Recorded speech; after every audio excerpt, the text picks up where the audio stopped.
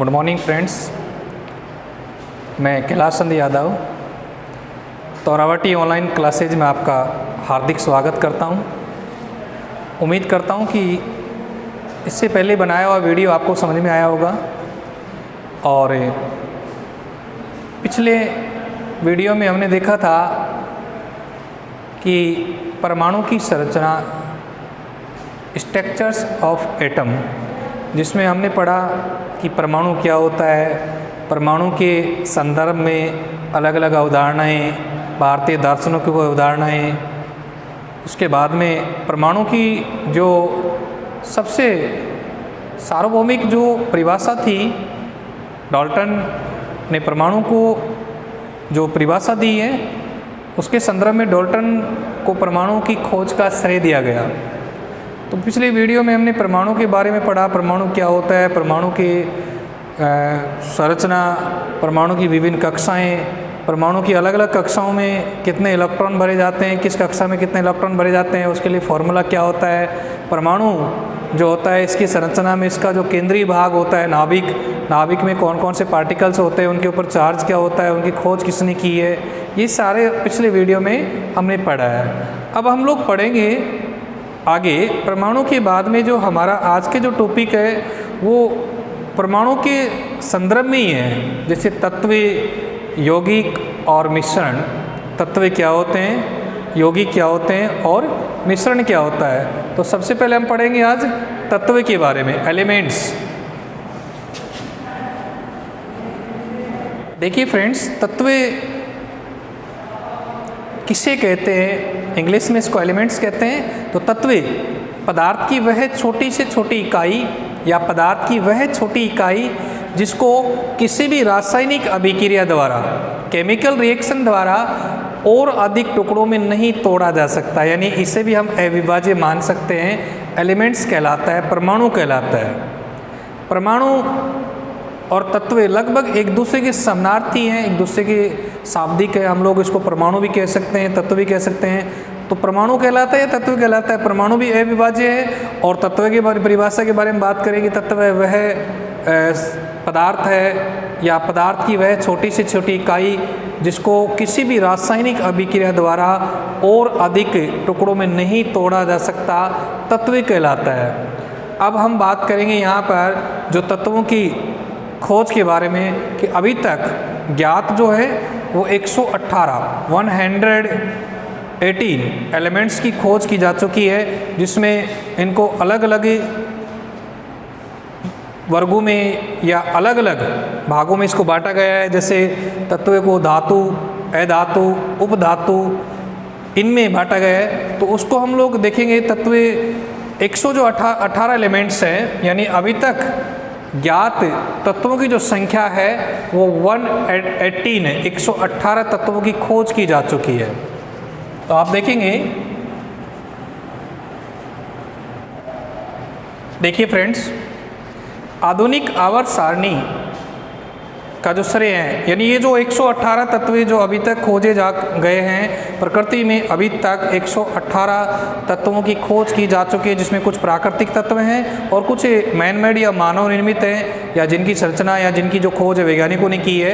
तो वो भी आवर्त सारणी में उनको जोड़ा गया और उनको आगे क्रमशः उनको स्थान देते गए। जैसे कुछ तत्व हैं, जैसे हाइड्रोजन जो प्रकृति में सबसे अधिक मात्रा में पाया गया है, उसको नंबर 1 दिया गया है। उसके बाद में हीलियम जो सेकेंड नंबर पर पाया जाता है। तो जैसे जैसे जिन तत्वों की खोज की गई उनको वैसे वैसे उनको क्रमबद्ध जोड़ा गया, उनको सीरियल नंबर या उसको परमाणु क्रमांक देते गए कि इसमें जैसे सबसे पहले खोज हो इसको पहला नंबर, फिर सेकंड, थर्ड, 4, 5, 6 जैसे खोजा, उनको साइंटिफिक रूप से उसकी जांच हुई, उसको पेटेंट किया, आईपीसी ने उसका नामांकन किया और उसके बाद उसको क्रम संख्या दी गई और उसको सारणी में जोड़ते गए। तो आधुनिक आवर्त सारणी में इनको सारणीबद्ध किया गया, इनको परमाणु क्रमांक के आधार पर इनको व्यवस्थित किया गया और इनको परमाणु क्रमांक के आधार के ऊपर व्यवस्थित करने का जो सबसे बड़ा श्रेय है वो हेनरी मोजले को जाता है। यानी आधुनिक आवर्त सारणी की जो खोज है वो हेनरी मोजले ने की थी।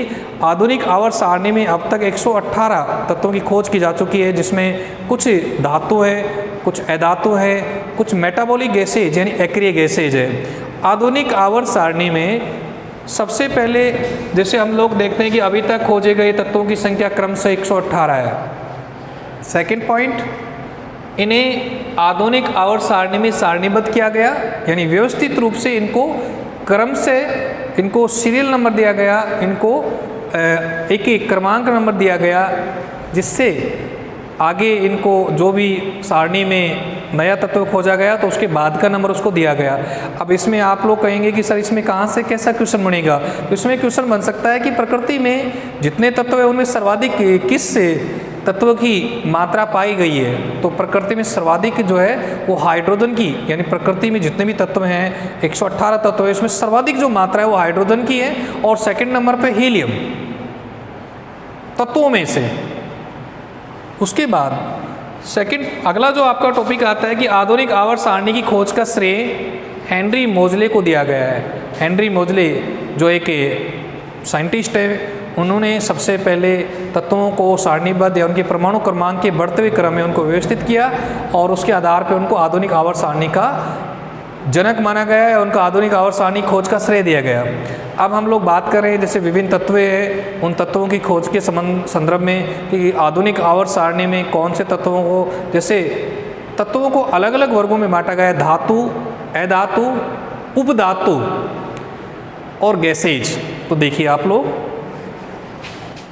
टाइप ऑफ एलिमेंट्स यानी तत्वों के प्रकार, तो सबसे पहले हम तत्वों को बांटते हैं धातु रूप में। धातु के रूप में कौन कौन से तत्व पाए जाते हैं? धातुओं के रूप में पाए जाने वाले तत्वों में जैसे हम क्रम से देखते हैं, आप लोग देखेंगे सबसे पहले जैसे नंबर 1 सोडियम, पोटेशियम, मैग्नीशियम,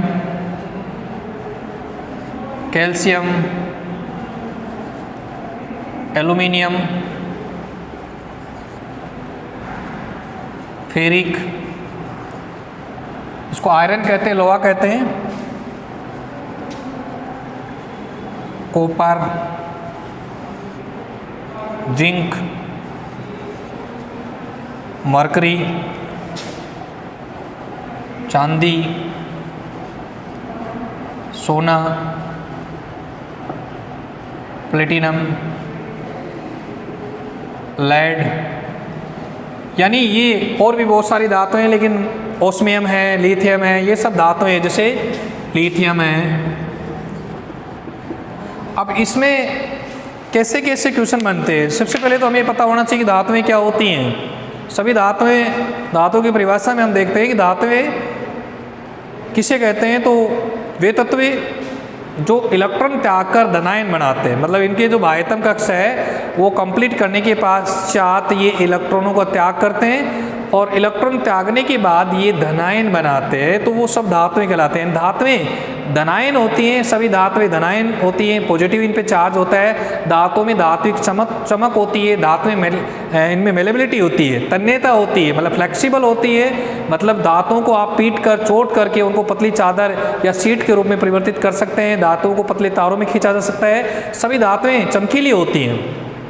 तो धातुओं में ये धातुओं के विशेष गुण होते हैं।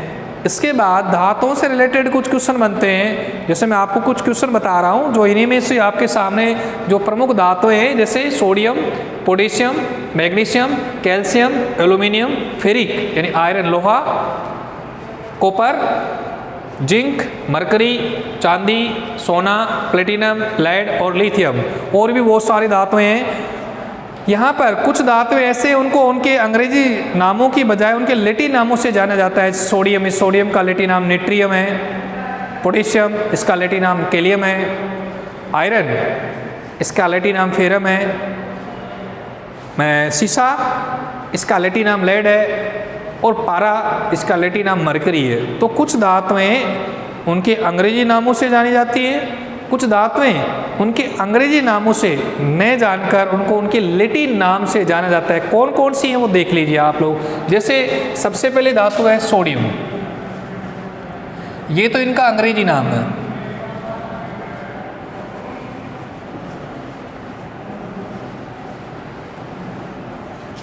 और ये है इनका लैटिन नाम। सबसे पहले हम देखेंगे जैसे सोडियम,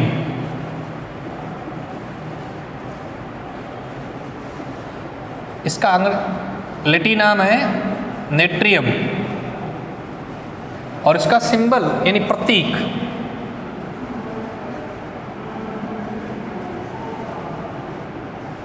Na। प्रथम जो धातु है या तत्व है सोडियम, यानी अंग्रेजी नाम इसका सोडियम है, लैटिन नाम इसका नेट्रियम है, इसका सिंबल है प्रतीक है वो Na। सेकंड है सोडियम के बाद में आता है पोटेशियम,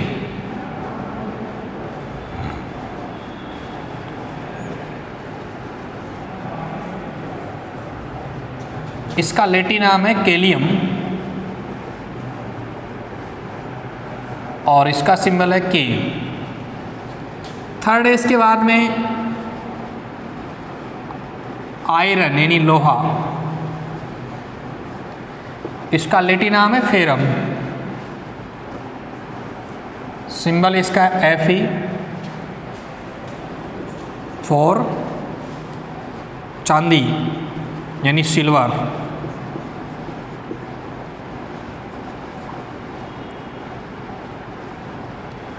लैटिन नाम अर्जेंटम,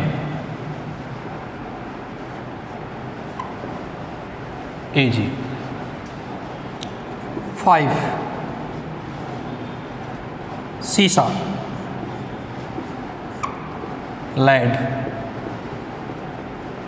Pb। 6 पारा, मरकरी, H। तो ये कुछ ऐसी धातुएं हैं जिनको उनके अंग्रेजी नामों से नहीं जानकर और उनके जो लैटिन नाम है या लैटिन भाषा में इनको व्यक्त किया गया है या लैटिन भाषा के नाम से इनको जाना जाता है, जिसमें आपका फर्स्ट है सोडियम, लैटिन नाम नेट्रियम और सिंबल इसका Na। सेकंड है पोटेशियम, लैटिन नाम कैल्शियम और सिंबल K। आयरन, लैटिन नाम फेरम, सिंबल Fe। चांदी, इसको सिल्वर भी कहते हैं इंग्लिश में, लैटिन नाम अर्जेंटम, सिंबल Ag। सीसा, लैटिन नाम लेड, सिंबल Pb।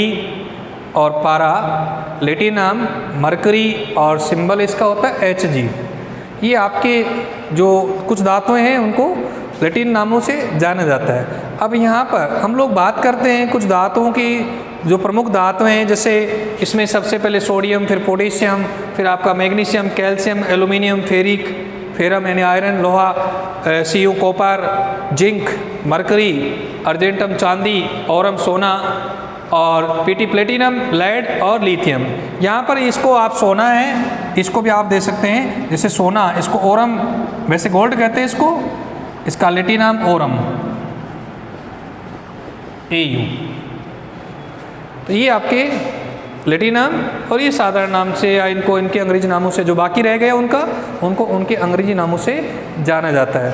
अब फ्रेंड्स यहाँ पर हम देखेंगे कि जैसे कुछ क्वेश्चन बनते हैं धातुओं से संबंधित, कौन कौन से क्वेश्चन हैं वो मैं आपको यहाँ पर कुछ क्वेश्चन राइट करवा रहा हूँ, जिनके बारे में आप देखेंगे कि धातुओं से रिलेटेड कौन कौन से क्वेश्चन बनते हैं जो आपके कॉम्पिटिशन एग्जाम है, चाहे राजस्थान पुलिस है, पटवार है या आरपीएससी के exam 3rd grade, REET level 1st 2nd या 2nd ग्रेड, जिनमें साइंस से रिलेटेड जो जनरल साइंस के क्वेश्चन बनते हैं, कौन कौन से क्वेश्चन बनते हैं वो क्वेश्चन मैं आपको धातुओं से संबंधित जितने भी क्वेश्चन बनते हैं वो वहाँ पर नोटिस करवा रहा हूँ। देखिए आप लोग, इसका आंसर है धातुओं में सबसे हल्की धातु लिथियम होती है, लिथियम Li।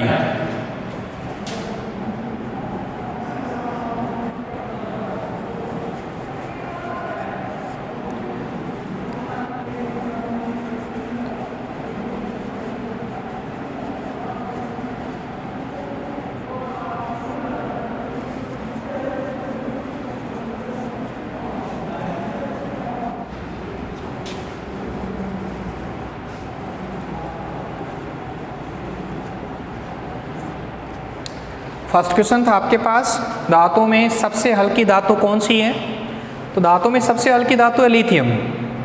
सेकंड क्वेश्चन है धातु में सबसे भारी धातु, वेट, भार, धातु में सबसे भारी धातु कौन सी है? तो ओस्मियम। और थर्ड क्वेश्चन है आपका, धातुओं में सबसे महंगी धातु कौन सी है? यानी सोना और चांदी से भी जो महंगी धातु है वो होती है प्लेटिनम। अगला क्वेश्चन है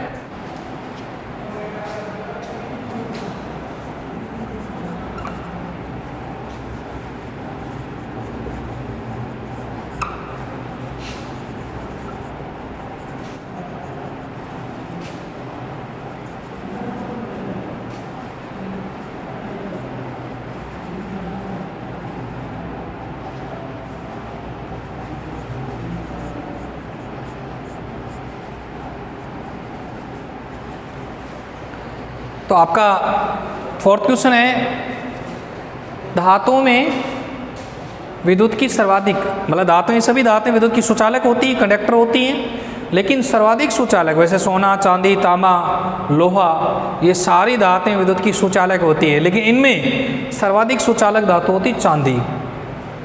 और उसके बाद में आता है कि धातु में कौन सी धातु ऐसी है जो विद्युत की कुचालक होती है, नॉन कंडक्टर, कुचालक, सीसा, लेड।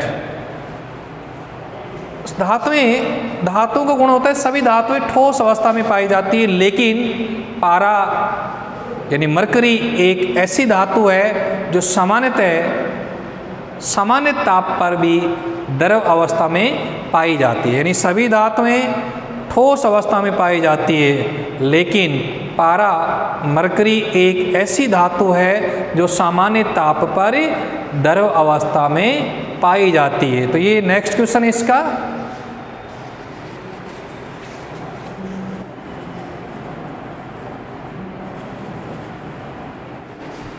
सामान्य ताप पर द्रव अवस्था में पाई जाने वाली धातु का नाम बताइए, एग्जाम में आता है, तो उसका आंसर है मरकरी या पारा।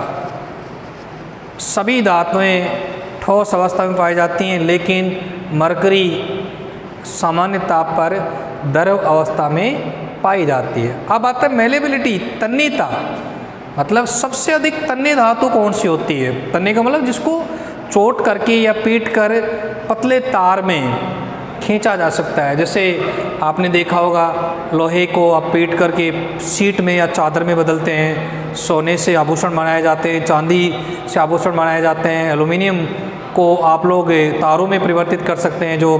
तो ऐसे सबसे अधिक तन्य, यानी जिसको बहुत अधिक, यानी आप देखेंगे कि सबसे अधिक तन्य धातु सोना होती है। मतलब सोने को आप पिघला कर उसको चोट करके और पतले तार में आराम से उसको लंबे तार में खींचा जा सकता है।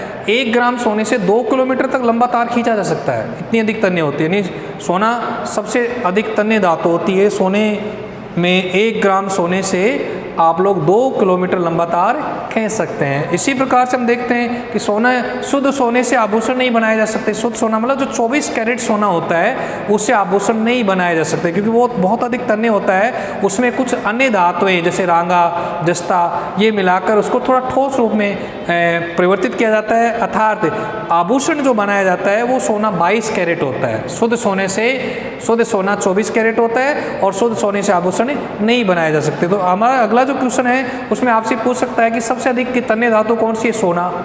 शुद्ध सोने से आभूषण बनाए जा सकते हैं? नहीं।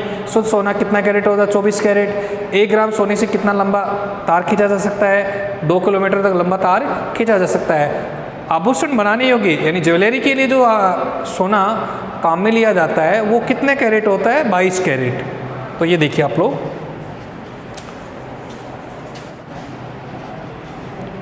ये था आपका धातुओं में कुछ क्वेश्चन थे। तो हम लोग यहाँ देख रहे थे कि सोना सबसे अधिक तन्य धातु होता है। 1 ग्राम सोने से 2 किलोमीटर लंबा तार खींचा जा सकता है। अगला क्वेश्चन है, शुद्ध सोना कितने कैरेट होता है? 24 कैरेट। उसके बाद में नेक्स्ट क्वेश्चन है, शुद्ध सोने से आभूषण नहीं बनाए जा सकते क्योंकि शुद्ध सोना अत्यधिक तन्य होता है। अगला क्वेश्चन है कि आभूषण बनाने योग्य, आभूषण बनाने हेतु कितने कैरेट सोने का उपयोग किया जाता है? तो आभूषण बनाने हेतु 22 कैरेट सोने का उपयोग किया जाता है। इसके अलावा धातुओं से रिलेटेड और कौन से क्वेश्चन बनते हैं वो आप लोग देखिए। तो इसके अलावा जो क्वेश्चन बनते हैं उसमें से जैसे आप लोग देख सकते हैं कि सबसे अधिक क्रियाशील धातु कौन सी होती है जो सामान्य ताप पर, मतलब उसको आप वायु में खुला छोड़ेंगे तो उसका स्वतः दहन यानी अपने आप ही जलने लग जाती है। तो सबसे अधिक क्रियाशील धातु होती है सोडियम। सोडियम को वायुमंडल में खुला नहीं रखा जाता, उसको केरोसिन तेल में डुबोकर या भिगोकर रखा जाता है। तो सबसे अधिक क्रियाशील धातु क्या होती है?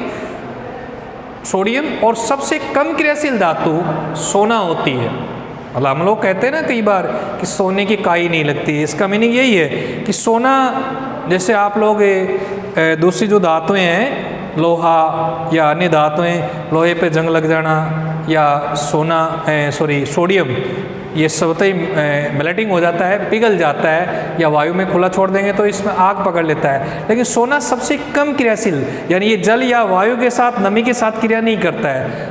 तो सबसे अधिक क्रियाशील धातु होती है सोडियम और सबसे कम क्रियाशील धातु होती है सोना। यानी अन्य धातु है, धातु के साथ ही क्रिया नहीं करता है सोना। और सोडियम को आप सोडियम वायु के साथ तुरंत क्रिया करता है, सोडियम वायु के साथ क्रिया करके सोडियम ऑक्साइड बना लेता है। तो सोडियम को वायुमंडल में खुला नहीं रखा जाता है, उसको केरोसिन तेल में डुबो कर रखा जाता है। तो अगला क्वेश्चन आप लोग देख सकते हैं।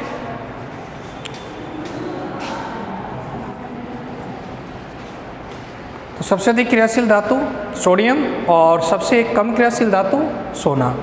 अब फ्रेंड्स से हम लोग और भी बहुत सारे क्वेश्चन बनते हैं, लेकिन मेन क्वेश्चन यही है जो आपके धातुओं से बनते हैं। यानी हम लोग बात कर रहे थे कि जो तत्व है, तत्व किसे कहते हैं, प्रकृति में ज्ञात तत्वों की संख्या कितनी है, तत्वों को सबसे पहले सारणीबद्ध किसने किया। तो सबसे अधिक हम लोग बात करने दोबारा से एक बार रिमाइंड करते हैं टॉपिक को कि तत्व किसे कहते हैं। तो पदार्थ की वह अवस्था या पदार्थ की वह छोटी से छोटी इकाई जिसको किसी भी रासायनिक अभिक्रिया द्वारा और अधिक भागों में उसको विभाजित नहीं कर सकते। जैसे हमने परमाणु की परिभाषा बताई थी कि परमाणु किसे कहते हैं, उसी प्रकार से एलिमेंट्स या तत्व यानी पदार्थ की वह इकाई जिसको हम लोग और अधिक भागों में या किसी भी रासायनिक अभिक्रिया द्वारा उसे और अधिक भागों में विभाजित नहीं कर सकते, तत्व कहलाता है, एलिमेंट्स कहलाता है। उसके बाद में तत्वों की खोज के संबंध में कि अलग अलग समय पे सबसे पहले जो खोजा गया ज्ञात तत्व हाइड्रोजन, यानी हाइड्रोजन को प्रकृति में सबसे पहले खोजा गया था और हाइड्रोजन ही प्रकृति में सबसे अधिक मात्रा में पाया गया है, इसलिए हाइड्रोजन। उसके बाद में हीलियम, यानी जैसे जैसे इनको खोजा गया वैसे उनको सारणीबद्ध किया गया, सारणी में उनको स्थान दिया गया, उनको नंबर दिया गया, नंबर ऑफ एटम्स यानी परमाणु क्रमांक नंबर दिया गया। तो इनकी खोज के संदर्भ में फिर इनको अलग अलग वैज्ञानिकों ने, जैसे आप लोग के न्यूलैंड है या दूसरे अन्य मेंडलीफ है, उन्होंने इनको सारणीबद्ध करने का प्रयास किया। लेकिन सबसे ऑथेंटिक जो सारणी है या जब सबसे ऑथेंटिक इनको नंबर देने का जो कार्य किया वो हेनरी मोजले ने। जो आधुनिक आवर्त सारणी हम पिछली कक्षाओं में पढ़ भी चुके, छोटी कक्षाओं में पढ़ते हैं, 10वीं 12वीं में केमिस्ट्री में पढ़ते हैं। जो पीरियडिक टेबल है, तत्वों को उनके परमाणु क्रमांक के आधार के ऊपर उनको व्यवस्थित किया गया। ये तत्वों को सारणीबद्ध करने का प्रयास किया था हेनरी मोजले ने। उसके बाद में तत्वों, अब इसमें देखते हैं कि तत्वों की अलग अलग विशेषताएं होती है। कुछ तत्व इसमें धातु हैं, कुछ अधातु है, कुछ इसमें गैसेज हैं और कुछ उपधातु, मतलब जिसमें धातु और अधातु दोनों के गुण पाए जाते हैं, उसे उपधातु कहते हैं। सब मेटल्स उपधातु। धातुएं, जैसे हम लोग आज का जो मेन टॉपिक है वो हम लोग धातुओं से लेकर कि जो आवर्त सारणी में लेफ्ट हैंड साइड, एक होता है राइट हैंड साइड, एक लेफ्ट हैंड साइड। जैसे जो मॉडर्न पीरियडिक टेबल है, आधुनिक आवर्त सारणी, उसमें टोटल 18 वर्ग रखे गए हैं। मतलब जो खड़े जो स्तंभ होते हैं जिसको आप ऊर्ध्वाधर कहते हैं उनको वर्ग कहते हैं और क्षैतिज उनको आवर्त कहते हैं। तो टोटल 18 वर्ग हैं पीरियडिक टेबल में और 7 आवर्त है। इन आवर्तों में वर्ग और आवर्त में बाईं ओर लगभग फर्स्ट, सेकंड, थर्ड, फोर्थ, 5 तक, 6 तक बाईं ओर लगभग सभी धातुओं को इंक्लूड किया गया है। यानी आवर्त सारणी में धातुएं बाईं ओर, अधातुएं दाईं ओर और कुछ उपधातुएं और मेटाबॉलिक गैसेज उनको मिडिल में रखा गया है। अक्रिय गैसेज जो नोबेल गैसेज हैं उनको लास्ट में एक वर्ग में रखा गया है। जैसे अक्रिय गैसों में कौन कौन से, helium, neon, krypton, xenon, radon. ये जो अक्रिय गैसें हैं जो किसी से क्रिया नहीं करते हैं, मतलब क्रियाशील नहीं है, निष्क्रिय है, जो किसी भी अन्य तत्व या धातु है धातु के साथ क्रिया नहीं करते, उनको अक्रिय कहा गया है। तो उनको अलग आवर्त सारणी में अक्रिय गैसेज को अलग रखा गया है। तो आज का जो आज हम लोग टॉपिक पढ़ रहे थे वो धातुओं से संबंधित था कि धातुओं को आवर्त सारणी में बाईं ओर रखा गया है। और धातुओं में क्रम से कौन कौन से क्वेश्चन बनते हैं, जैसे हमने शुरू में पढ़ा कि धातुएं क्या होती हैं, धातुओं की विशेषताएं, प्रमुख धातुएं। तो जैसे धातुएं क्या होती हैं, आप लोगों ने देखा कि धातुएं वे तत्व जो इलेक्ट्रॉन त्याग कर धनायन बनाते हैं, धातुएं कहलाते हैं। धातुएं धनायन होती है, मतलब इलेक्ट्रॉन त्याग कर धनायन बनाती हैं, पॉजिटिव चार्ज होता है इन पे, चाहे वो सोडियम, पोटेशियम, कोई भी धातु है, इन पे धनावेश होता है। तो धातुएं इलेक्ट्रॉन त्याग कर धनायन बनाती है। धातुओं में धात्विक चमक होती है। धातुएं ताप और विद्युत की सुचालक होती है, गुड कंडक्टर। धातुएं ताप और विद्युत की सुचालक होती है। धातुएं चमकदार होती हैं, तन्य होती हैं, आघात वर्ध्य होती है, यानी चोट सहने की क्षमता। एक भंगूर होती है जिस पे आप चोट मारोगे, जैसे कोयला भंगूर होता है, चोट करते टुकड़ों में टूट जाता है, उसको कहते हैं भंगूर। और आप धातुओं को जैसे पीटते जाएंगे तो धीरे धीरे वो टूटने की बजाय उनका जो क्षेत्रफल एरिया वाइज वो बढ़ते जाते हैं। जैसे आप लोहे को देखेंगे, छोटा टुकड़ा होता है, उसको आप लोग अलग अलग औजारों में या अलग अलग उसको रूप में परिवर्तित किया जा सकता है। तो धातुओं का ये गुण है, यानी धातुओं को चोट करके या पीट कर पतली चादर या सीट में परिवर्तित किया जा सकता है, ये आघात वर्धनीयता कहलाता है। और धातुओं को पतले तारों में परिवर्तित किया जा सकता है, ये तन्यता कहलाता है। ये धातुओं के लक्षण है। अब प्रमुख धातुएं जिसमें आपको पता है सोडियम सबसे अधिक क्रियाशील धातु, उसके बाद में सोडियम के बाद में आता है पोटेशियम, फिर मैग्नीशियम, फिर कैल्शियम, फिर एल्यूमिनियम। ये है उच्च क्रियाशील धातु है, जिनकी क्रियाशीलता अधिक होती है। मध्यम क्रियाशील धातु में जैसे आपका कॉपर है, हाइड्रोजन है, लेड है, जिंक है, आयरन है, ये मध्यम क्रियाशील धातु हैं। और निम्न क्रियाशील धातु में आपका आता है सोना और चांदी, जिनकी क्रियाशीलता बहुत ही कम होती है। तो यहाँ पर जैसे आपका वैसे इसमें कुछ दो ही चीज़ें पूछता है आपसे, सबसे अधिक क्रियाशील धातु कौन सी है और सबसे कम क्रियाशील धातु कौन सी है। सबसे अधिक क्रियाशील धातु सोडियम और सबसे कम क्रियाशील धातु सोना। बीच का याद रखना चाहें तो आप कर सकते हैं, लेकिन इसमें यही क्वेश्चन बनता है कि सबसे अधिक क्रियाशील धातु कौन सी है। निम्न में से क्वेश्चन बन जाएगा, आपका 4 ऑप्शन देगा कि निम्न में से सबसे अधिक क्रियाशील धातु कौन सी है, तो आपका आंसर है सोडियम। और सबसे कम क्रियाशील धातु कौन सी है, सोना। इसके अलावा अब हम देखते हैं सबसे भारी धातु, सबसे हल्की धातु, विद्युत की सुचालक, विद्युत की कुचालक। तो सबसे हल्की धातु लिथियम। पहला क्वेश्चन था आपका कि सबसे हल्की धातु कौन सी होती है, लिथियम। उसके बाद में आता है सबसे भारी धातु ओस्मियम, सबसे महंगी धातु प्लेटिनम। ताप और विद्युत की सुचालक के बारे में बात करें तो विद्युत की सर्वाधिक सुचालक धातु कौन सी होती है, चांदी। विद्युत की कुचालक धातु, वैसे सभी धातुएं विद्युत की सुचालक होती हैं, यानी सभी धातुएं ताप और हीट एंड इलेक्ट्रिसिटी यानी करंट, गुड कंडक्टर, यानी all metals are good conductor of heat and current, यानी सभी धातुएं विद्युत और ताप की सुचालक होती है। बट लेड यानी सीसा are not good conductor of electricity, यानी सीसा विद्युत का सुचालक नहीं होता है। सीसा लेड विद्युत की कुचालक धातु होती है। उसके बाद में सभी धातुएं सामान्य ताप पर ठोस अवस्था में पाई जाती है, यानी पदार्थ की 3 स्टेज होती है, ठोस, द्रव और गैसेज। सभी धातुएं सामान्य ताप पर यानी कमरे के टेम्परेचर पे, सामान्य ताप का मतलब जो कमरे का टेम्परेचर होता है, सभी धातुएं सामान्य ताप पर ठोस अवस्था में पाई जाती हैं। लेकिन पारा एक ऐसी धातु है जो सामान्य ताप पर द्रव अवस्था में पाया जाता है।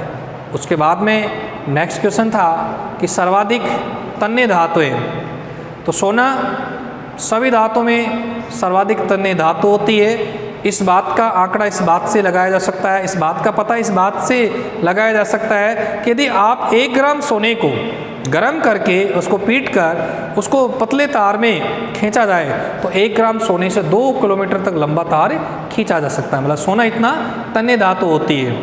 शुद्ध सोना 24 कैरेट होता है। कई बार क्वेश्चन आ जाता है कि शुद्ध सोना कितने कैरेट होता है, तो शुद्ध सोना 24 कैरेट होता है। शुद्ध सोना 24 कैरेट होता है, लेकिन शुद्ध सोने से आभूषण नहीं बनाए जा सकते क्योंकि उसको रूप नहीं दिया जा सकता। इसलिए शुद्ध सोने में जो ज्वेलर्स है, जो आभूषण बनाते हैं, उसमें कुछ न कुछ अन्य धातु मिलाते हैं, वो जस्ता मिलाते हैं, पीतल मिलाते हैं या दूसरे ने जो पदार्थ उसमें मिलाए जाते हैं, इससे उसको ठोस रूप दिया जाता है, थोड़ा उसको कठोर किया जाता है। तो शुद्ध सोने से आभूषण नहीं बनाए जा सकते। आभूषण बनाने योग्य जो सोना होता है वो 22 कैरेट होता है, 24 कैरेट। उसके बाद में आगे आपके जो हम लोग यहाँ पर देख रहे हैं, तो फ्रेंड्स हम यहाँ पर हमारा जो टॉपिक था वो तत्वों से संबंधित था, तत्वों से रिलेटेड था। इसमें कुछ क्वेश्चन आपके सामने हमने रखे हैं। मैं आशा करता हूँ कि आपको ज़रूर पसंद आया होगा और उम्मीद करता हूँ कि आगे इससे बेहतर करने की कोशिश करेंगे। थैंक यू, धन्यवाद।